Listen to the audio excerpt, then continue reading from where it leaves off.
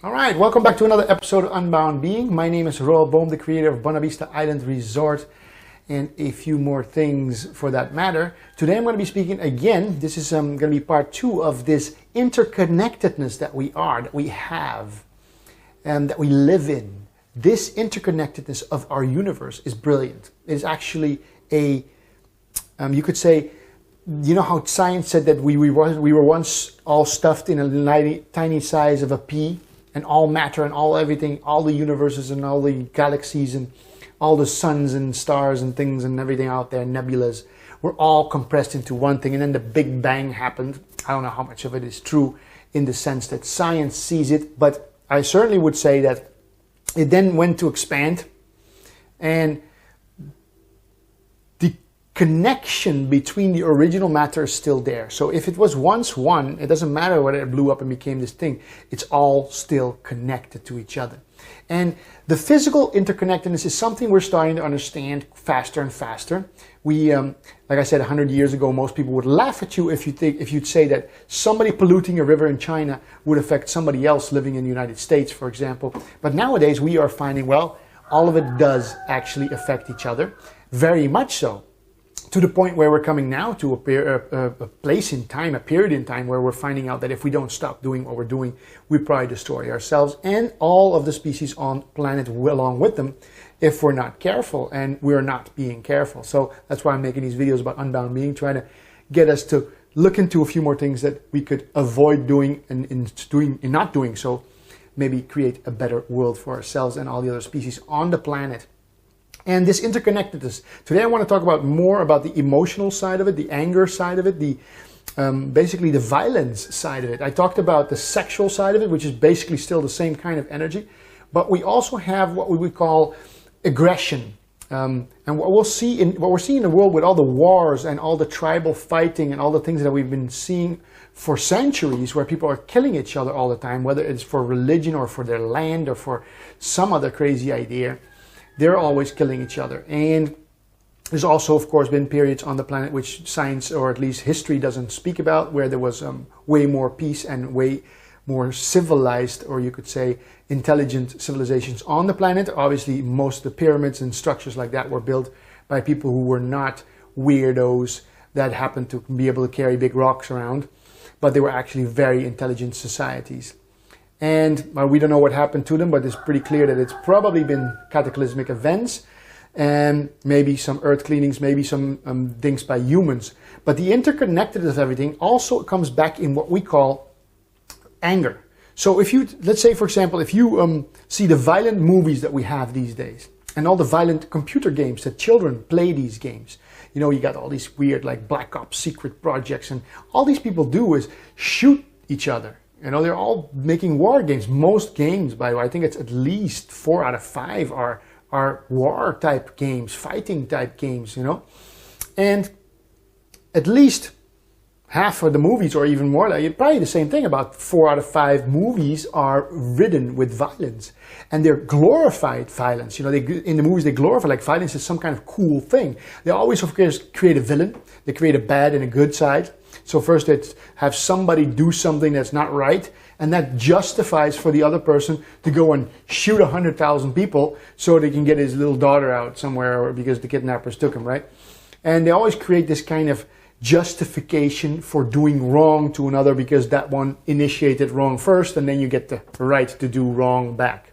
And what we are not seeing in society is that the anger and the violence that we entertain in our minds, because our mind is that toroidal, you know, our mind plus our emotions create feelings in our heart, which is a toroidal field, because people don't know that. When you're watching a violent movie for an hour or an hour and a half, or even several hours a day, some people watch a lot of these movies, what is happening is that you're using your psychic energy, your mind, emotion plus feeling becoming a toroidal field, to create the reality around you that is that. You're feeding back the anger, the violence that you are entertaining, that you are like a neural transmitter, that you are, instead of, let's say, experiencing love, well-being, joy, peace, harmony, goodness, compassion, when you are spending time watching movies or playing violent games, you're actually using your synapses, your synaptic structure, which is your whole physical system with your heart as a center, to fill it with a feeling that it causes to the reality around us to become that, and then feeding that energy into the interconnectedness of it all, into the psychic body of humanity. Like I gave you the analogy before about the scalp being like the skull and all the hairs stuck on the skull. We're one hair, you're one hair, I'm one hair, and all these hairs, 7 billion of them, are feeding back whatever they are entertaining. And if they're entertaining violence or frustration or sexual energies, then they will be feeding that back into the entire interconnectedness of the entire human race, and even animals that are connected in some other ways but in the same time of structures. But they don't have as a powerful toroidal field coming to our heart. The heart chakra, basically, the heart center. Our heart is basically this emanating powerhouse of whatever you want to call it, manifestation, beautiful magnetic and electric energies that are coming out, that are causing a toroidal field emanating out and creating what is in it. So if people are watching violent movies, it will be going back into the psyche. And guess what? Again, the same thing as with the rapist, with the sexual energy. The people who perpetrate the violence are not just them perpetrating violence, because every single person whoever watched this violent movie or ever entertained violent thoughts, who's ever been aggressive and angry at people, that energy has gone back into the psychic field. And each hair, each human being is connected to that. So when you or somebody else or 100,000 people watching violent movies, which they do because there's a lot of movies coming out all the time and these actors are getting paid millions of dollars to do so, that energy goes back into the psyche, and the weaker of the species on Earth, the weaker people on our planet, are actually incapable of stopping themselves from expressing it. So, for example, a while ago there was this kid that got, it always happens, this good kid that studied so well and did his best, and he was at a party and there was a fight, and he tried to get in between, stop the fight because he was such a good kid, and guess what? They kicked the shit out of him and he died because they kicked him in the head. Now, of course, that's not really nice if somebody's trying to break up a fight, but the fact, however, is that everybody after that starts going and saying, they call it what they call, they have a word for that, useless violence. In Dutch we have a different word, it's zinloos geweld, but it's basically pointless violence, useless violence. Well, it's not. It is all the games and all the things, all the movies, all the violence, all the hatred, all the anger that is being allowed in the individual thoughts, emotions, feelings, toroidal field is causing it to go stronger and grow inside the general common humanity field of the psychic body. And that general feeling is growing. So violence is growing, aggression is growing, frustration is growing, because generally, if you look at people, what they're entertaining themselves with is not compassion and love and hope. That's, of course, there's always people, and even the most angry people, most violent people at times have love and compassion. Maybe only for their own family or their dog, but most people experience both. However, at this current moment in life, and you can see it by the movies that we make and the games that are out there and the news that's on the channels, we are majorly engaged in general in negativity, in fear, in all those thoughts that join up with these negative emotions that will then become negative feelings and fill the thyroidal gland. And that does not make you or I innocent. Just because I never beat somebody on the street to death.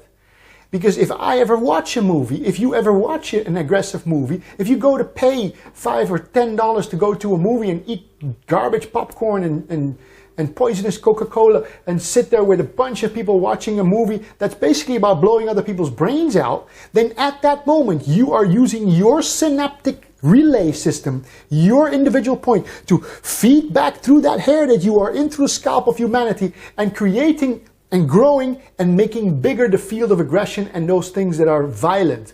And then when violence happens outside, even though you haven't done it, you actually have done it. And whether this is conscious or unconscious, this is the way it works. This is how we have an incredibly powerful tool. What you want to see in the world, you have to live that. If you don't want to see violence, get rid of the violent movies. If you don't want to be angry, or you only want to see people get angry and do crazy things and kick people and beat women and murder people, well then get rid of it in you. Get rid of it in all the behaviors that you are, because your brain plus your, basically it's not your brain, but the upper 3 chakras plus the lower 3 chakras, boom, boom, become a feeling that fills your heart, which emanates that through out into existence, and you create more of that. It's basically, you are a part of the synaptic relay system. So don't have any of the other stuff coming through your relay system. And that's how we become unbound beings, by realizing that the system, the body, the mind, the emotions, the feelings, the heart that we have been given is a system that emanates, creates, and manifests reality around us. And when we use that system properly, by filling it with love and compassion and goodness and the feeling of giving and seeing other people grow and seeing the species thrive and seeing the earth thrive instead of being destroyed, that starts creating another reality. So we have to give up the old one, give up the aggression, give up the movies, give up all those thoughts that are actually creating the reality, whether you think you do it or not, because we are all little systems. So I hope you enjoyed that. It's a bit long video again, but hey, these things are pretty complicated, or at least they're pretty simple actually, but they're definitely worth going into for a couple of minutes a day. So I hope you enjoyed it, and I hope to see you next time. Take care.